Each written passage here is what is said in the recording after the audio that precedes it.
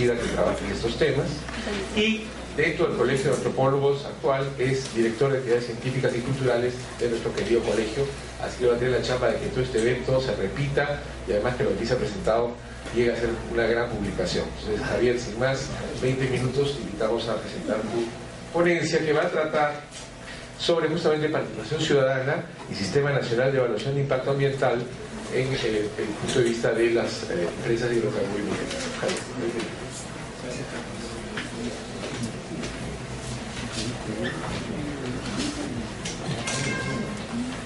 Muchas gracias, Carlos, por la presentación. Gracias a todos los colegas por esta oportunidad de poder compartir con ustedes algunas reflexiones que vienen de un derrotero laboral que ha tenido diferentes estaciones, ¿no?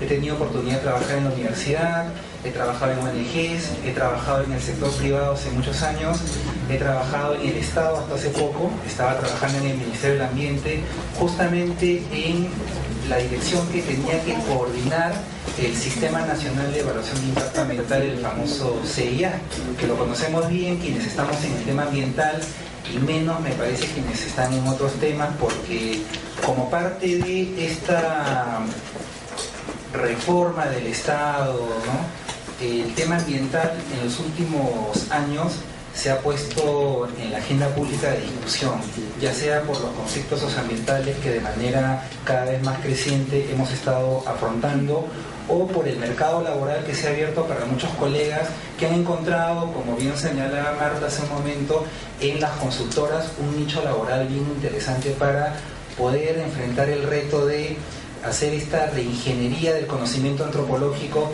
diseñado para un formato distinto al cual las consultoras están solicitando este tipo de información, ¿no? Entonces es todo un reto porque lo que se nos enseña en la universidad y lo que hemos podido enseñar cuando hemos sido alguna vez profesores está orientado más hacia la parte teórica, si se quiere, pero el mercado laboral realmente existente, en el cual trabajamos el 98% de los egresados de antropología en el Perú por lo menos, nos exige hacer una adaptación creativa, ingeniosa de nuestro conocimiento antropológico a entornos laborales diferentes, ¿no?, en donde no solamente trabajamos con antropólogos, sino también lo hacemos con ingenieros, con médicos, con economistas, con administradores, demógrafos, y créanme, todos lo conocen mejor que yo seguramente, ese es el trabajo de interculturalidad académica más complicado que hay, ¿no? Hay que dialogar con un ingeniero y es difícil, ¿no?, porque los ingenieros son más etnocéntricos de lo que pueden ser cualquier otra disciplina, ¿no?, o con un médico, ¿no? Es bien difícil, ¿no? A ver, convéncelo de la interculturalidad y de todo lo que ayer Armando nos ha estado conversando muy bien, ¿no? O con un economista, ¿no? Con un economista todos son números, ¿no? O un contador, un administrador. Entonces es todo un trabajo que yo creo que el feeling antropológico a uno lo prepara muy bien justamente para adaptarse y de alguna forma integrarse a este diálogo intercultural. Pero la realidad laboral es que el 98% de los antropólogos que egresamos del Perú, de la Escuela de Antropología, tenemos que enfrentar en el sector público, privado, en el tercer sector, este desafío de ajustar nuestro conocimiento antropológico a la comunidad interdisciplinaria realmente existente que existe, ¿no? Uno de los retos que hemos tenido, que he tenido yo que enfrentar y con el cual, bueno, todavía sigo participando de una manera más indirecta, es cómo pensar instrumentos para mejorar los mecanismos de participación ciudadana en el Sistema Nacional de Evaluación de Impacto Ambiental. Quizás un poco de información de contexto: el Ministerio del Ambiente en el Perú se formó recién el año 2008. Creo que para nadie es una sorpresa decir que en términos de institucionalidad ambiental estamos a la cola de América Latina, ¿no? Porque si uno se pone a revisar los ministerios del ambiente y la institucionalidad ambiental que hay en otros países de Sudamérica, para mí muy lejos, Chile y Colombia, por ejemplo, tenemos 2 décadas de retraso, ¿no? Esa es nuestra realidad. Y hay que decirlo, ¿no? De eso es donde partimos, ¿no? Muchos de los instrumentos que tenemos para la gestión ambiental, muchos de los temas que discutimos para mejorar los estudios de impacto ambiental, su uso efectivo como instrumentos de gestión ambiental, ya los han discutido en otros lados, países vecinos como Colombia y Chile, digamos, ¿no?, con una institucionalidad sólida y fuerte. Pero en fin, estamos avanzando. Yo creo que ya tenemos, el Ministerio tiene 4 o 5 años, y como parte de este proceso de mejora, justamente están empezando a entrar más sociales, como nos llaman, ¿no? Sociólogos o antropólogos a trabajar en el ministerio. Para el tema de gestión de conflicto, ayer estuvo Lucho Calderón y está trabajando también en la oficina de gestión de conflictos del MINAM. Beto Alzamora, que estuvo acá también presentando sobre las experiencias que tenía en Odebrecht, en Chalca y en Camisea, trabaja también fortaleciendo el tema de evaluación ambiental estratégica en el MINAM. Y bueno, es un grupo de antropólogos que está entrando y que está, creo, colaborando con...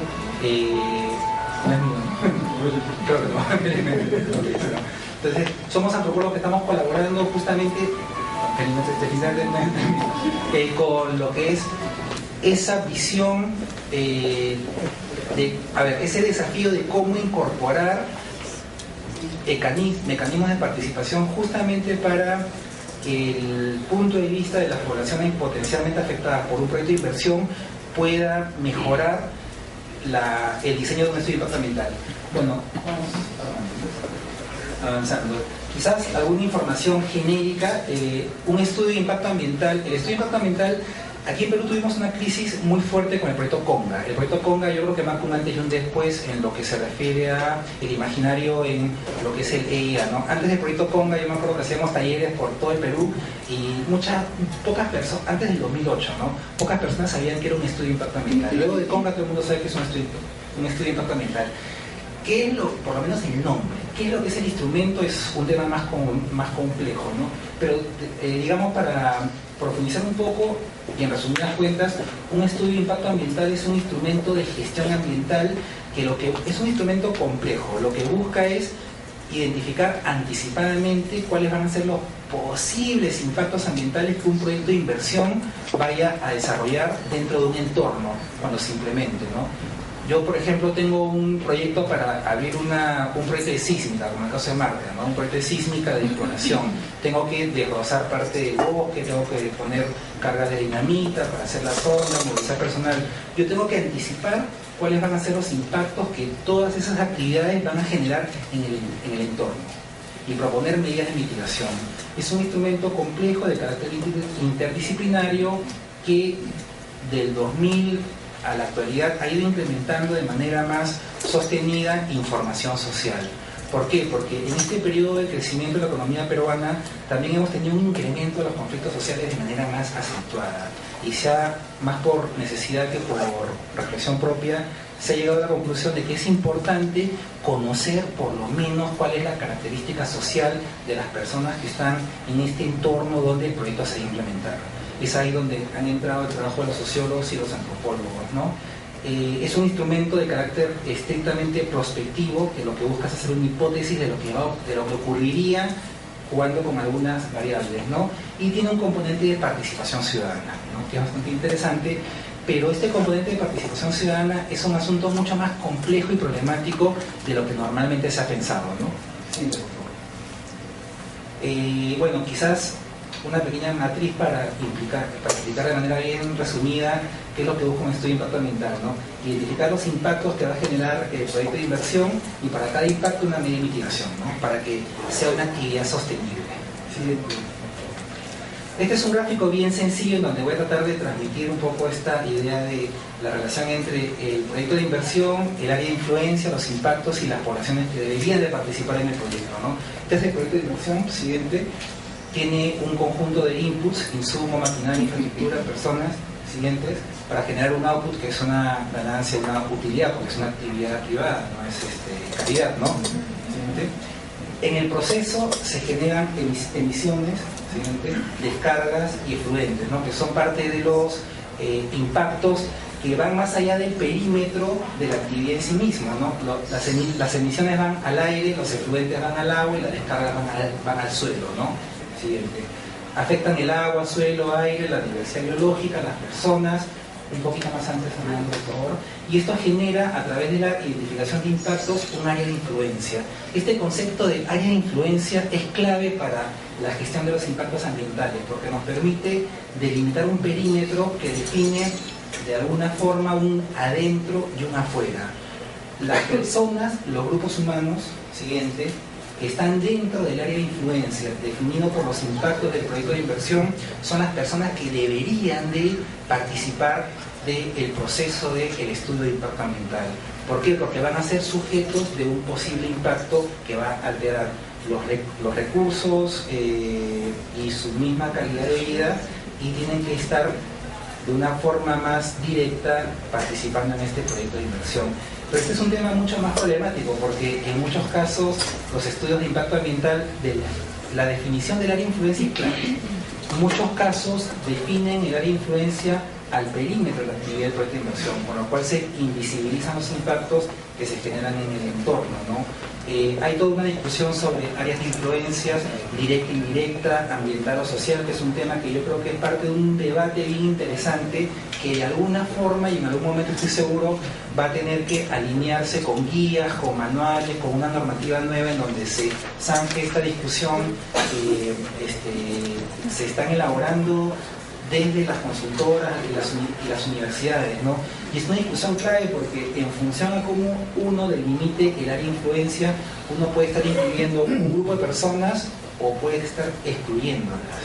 Entonces es un tema bien complejo en donde no solamente son los antropólogos quienes participan, sino es el equipo interdisciplinario, ¿no? En función a los impactos ambientales, y yo creo que donde es nuestro aporte es también en la identificación de los impactos sociales. Pero también adelanto que uno de los temas más complicados es identificar los impactos sociales de un proyecto de inversión, porque la realidad social no es solamente objetiva, uno no puede cuantificar el impacto de un recurso como el agua, aire, sino también tiene un componente subjetivo muy fuerte, y muchos conflictos sociales se originan por poblaciones que están fuera del área de influencia demarcada en el estudio de impacto ambiental, porque no han sido consideradas originalmente por las consideraciones de un ingeniero. No tengo nada contra los ingenieros, pero como me ha costado siempre conocerlo, yo creo que es una cosa que estoy aprovechando para descargarme, ¿no? Pero muchas veces, ¿y por qué es tan importante la delimitación del área de influencia? Porque lo que queda en el estudio de impacto ambiental son compromisos ambientales que la empresa que va a encargarse del proyecto va a tener que cumplir durante todo el periodo de vida del proyecto, que son, en el caso de una actividad minera, 40, 50 años, una petrolera igual. Entonces es una cosa de fondo, ¿no? Y es una discusión que yo creo que todavía como antropólogos no hemos puesto en el tapete, pero sobre el cual tendríamos mucho que decir, y quizás bien enfocado podría ayudarnos a alivianar muchos potenciales conflictos ambientales. Acá una gráfica de cómo del 2004 al 2009 se han incrementado el número de conflictos socioambientales en el Perú. En el 2004 eran 5, en el 2009 144, ¿no? Ya coincidido con este periodo de incremento de proyectos de inversión en todo el país. Hay una relación clara entre ambos procesos. Ahora, el tema de participación ciudadana es un tema complejo y polisémico, porque aquí hay tres discursos: el discurso del Estado, el de la empresa y el de la comunidad, ¿no? Para el Estado es un trámite administrativo, es parte de un derecho que se tiene que cumplir, ¿no? Para la empresa es fundamentalmente brindarle información sobre el proyecto a las poblaciones que están en el área de influencia.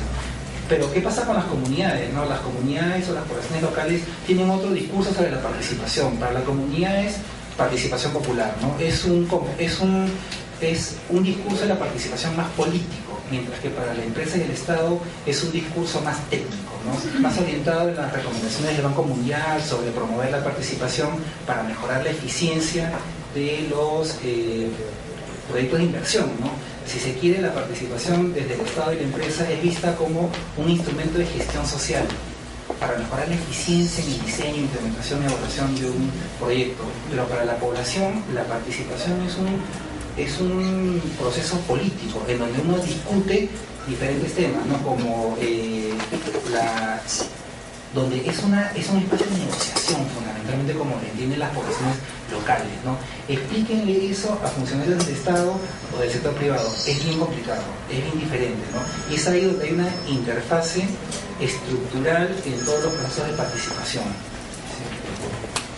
Ahora, yendo más al tema de los estudios de impacto ambiental y el Sistema Nacional de Evaluación de Impacto Ambiental, tiene estos 5 macroprocesos, ¿no? Hay un primer proceso de clasificación donde se ve cuál es la potencial implicancia de los impactos que va a generar, ¿no? Pueden ser leves, moderados o significativos. Según esta clasificación que hace la autoridad ambiental, es todo otro tema bastante complejo. Se le puede pedir a un proyecto que haga diagnóstico de impacto ambiental, que es algo sencillo, 50, 100 hojas, un estudio de impacto ambiental semi-detallado, que pueden ser 500 hojas, o un estudio de impacto ambiental detallado, que pueden ser 5.000, 15.000 hojas, ¿no? Dependiendo de la magnitud de los potenciales impactos que genera el proyecto. Luego viene la elaboración a cargo de una consultora, la evaluación por la autoridad ambiental, la aprobación que le corresponde a la autoridad también, y el seguimiento y control que se encarga, que está a cargo de la autoridad de supervisión, que es la OEF, el organismo de evaluación y gestión ambiental. Es todo un sistema, es toda una institucionalidad ambiental nueva, compleja, que está definiendo una arquitectura para toda la evaluación de los famosos EIA, ¿no? Vamos avanzando. Y en esta matriz lo que yo quería presentarles era cómo en cada uno de estos macroprocesos intervenían los tres actores, ¿no? La autoridad competente, que es el Estado, el inversionista y la comunidad. En lo que se refiere a participación ciudadana, ¿no? Perdón, en lo que es la participación.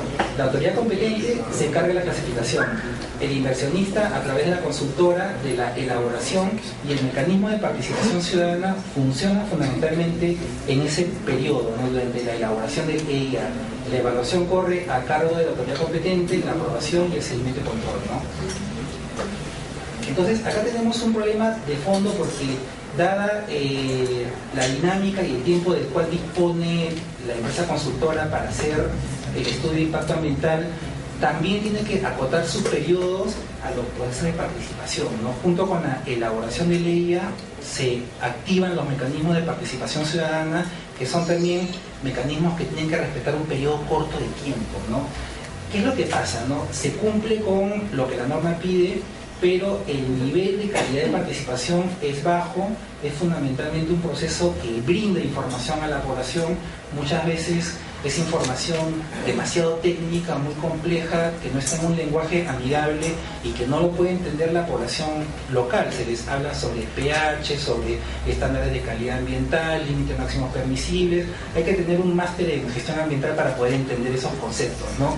Y yo creo que ahí es donde los antropólogos también participan, tratando de traducir el lenguaje hipertécnico de la gestión ambiental a un lenguaje amigable que pueda ser entendido y que pueda ser comprendido por la población local, ¿no?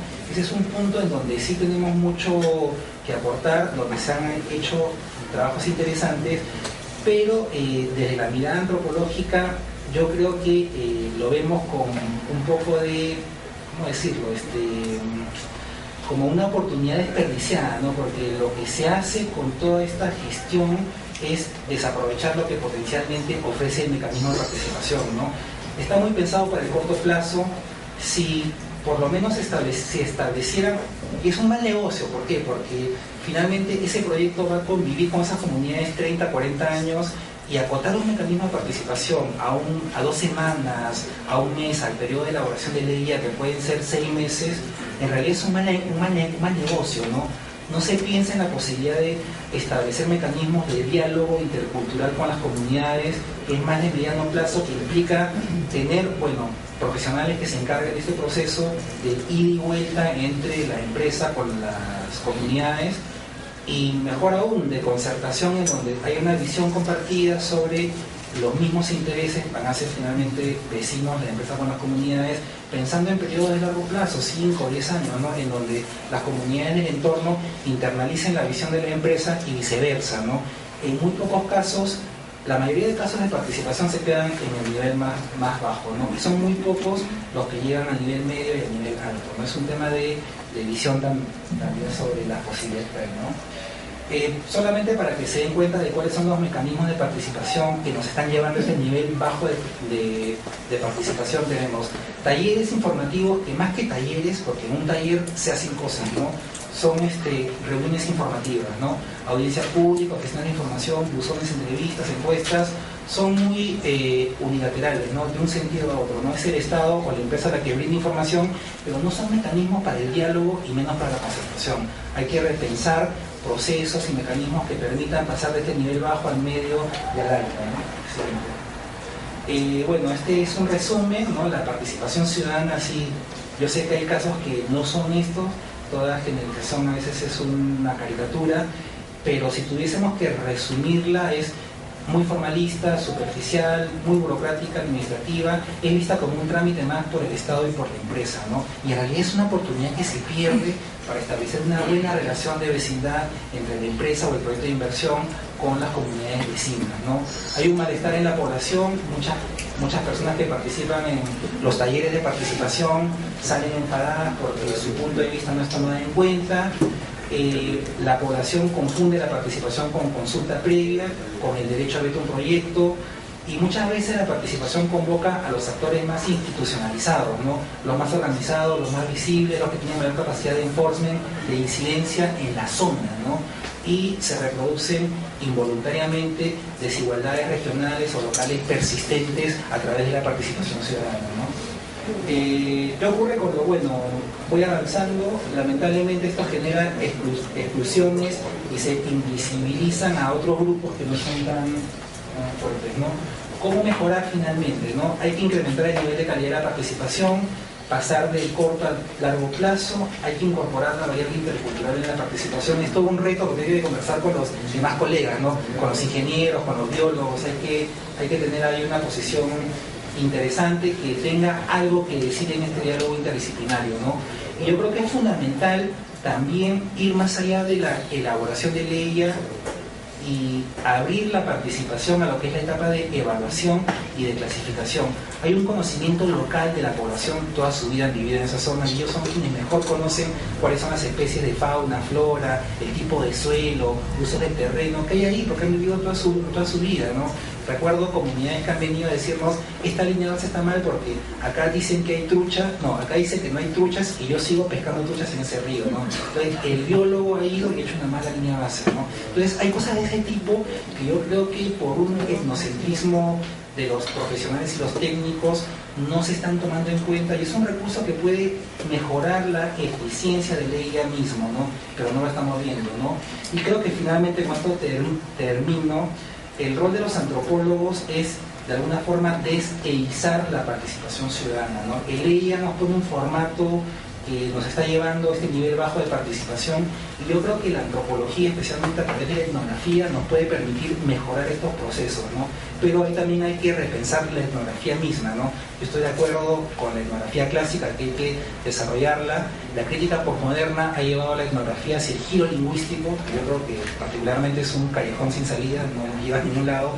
Yo creo que la antropología aplicada tiene que llevar la etnografía al giro aplicado. Tenemos que pensar cómo la etnografía puede ayudarnos a resolver problemas dentro de este nuevo escenario, donde hay nuevos temas que tratar de responder, ¿no? Entonces, finalmente, siguiente, ¿no? Lo que yo propongo con mis colegas que hemos conversado es pensar cómo la etnografía clásica, que hace una descripción holística, la descripción de Ensepi Forgives, que es un trabajo más individual de lo Malinowski, que tiene su metodología emblemática en la observación participante, y tiene, nos gusta o no, un enfoque retrospectivo, ¿no? Elaborar genealogías, árboles de parentesco, es del presente hacia atrás, o los temas de memoria, ¿no? Para los estudios de impacto ambiental, me parece que tiene que ser una etnografía más estratégica, quirúrgica, ¿no? No tenemos mucho tiempo, como lo ha dicho bien Marta, tiene que ser una descripción focalizada, saber cuál es el problema que queremos trabajar y describir de manera bien puntual. Tiene que orientarse a la identificación etnográfica de impactos. ¿Por qué los impactos ambientales tienen que ser definidos solo por los técnicos? Si son las poblaciones locales las que mejor que uno pueden decirnos cuáles van a ser los impactos de abrir una trocha por acá o poner por acá descargas de dinamita para una sísmica o un tajo abierto, ¿no? No puede ser un ejercicio individual, tiene que ser por la misma limitación de recursos, un trabajo grupal, pueden ir 3, 4 antropólogos a hacer un trabajo así en equipo, o sea, yo creo que tiene que ser una etnografía grupal, y la observación participante tiene que pasar a los talleres participativos, ¿no? Y el enfoque tiene que ser prospectivo hacia adelante.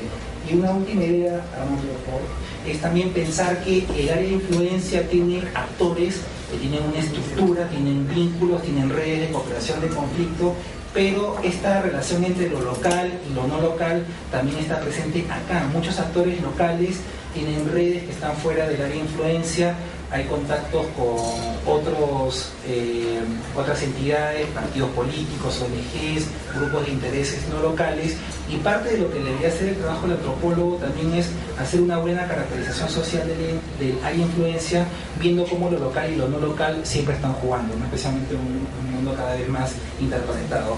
Gracias por todo, espero que haya sido interesante.